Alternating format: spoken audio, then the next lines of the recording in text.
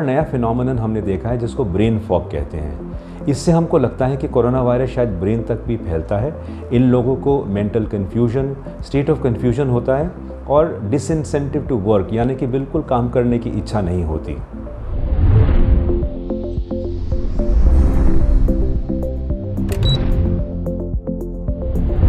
सबसे पहले से हमें जानकारी है कि कोरोना वायरस के सबसे पुराने और सबसे ज़्यादा लक्षण हैं बुखार आना, सूखी खांसी होना और सांस फूलना। बुखार हमने देखा है कि ज़्यादा हाई फीवर नहीं होता, करीब 99, 100, 101 के करीब फीवर होता है।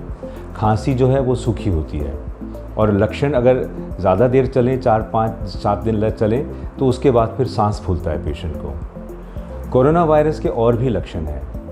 ENT और कान नाक गले का जो लक्षण है, पेशेंट कहता है कि हमें कुछ स्मेल नहीं हो रहा या मुंह में टेस्ट नहीं आ रहा।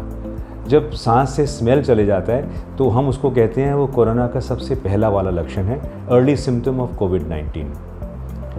धीरे धीरे करके जैसे ये बीमारी और फैल रही है, हमें और भी लक्षण पता चल रहे हैं। कमज़ोरी होना, बदर दर्द होना, सिर में दर्द, लूज मोशन आना, पेट में दर्द होना, कभी कभी आई में इन्फेक्शन होना, इस तरह के लक्षण भी पाए गए हैं। कोरोना वायरस ड्रॉपलेट इन्फेक्शन से फैलता है, यानी कि अगर किसी ने आपके पास खांसा या उनको छींक आई तो वो ड्रॉपलेट से वो इन्फेक्शन आपके शरीर में आती है नाक और गले के ज़रिए और आपके लंग्स या फेफड़े में जाके फैलती है। इसको फैलने में, वायरल लोड को बढ़ने में करीब 4-5 दिन लगते हैं। हमने ये देखा है कि कभी तक 2 हफ्ते तक लग सकते हैं। लेकिन हमने कुछ देखा है, कुछ लॉन्ग हॉल पेशेंट होते हैं जिनमें कोरोना वायरस इन्फेक्शन काफ़ी दिन तक उनको परेशान करती है।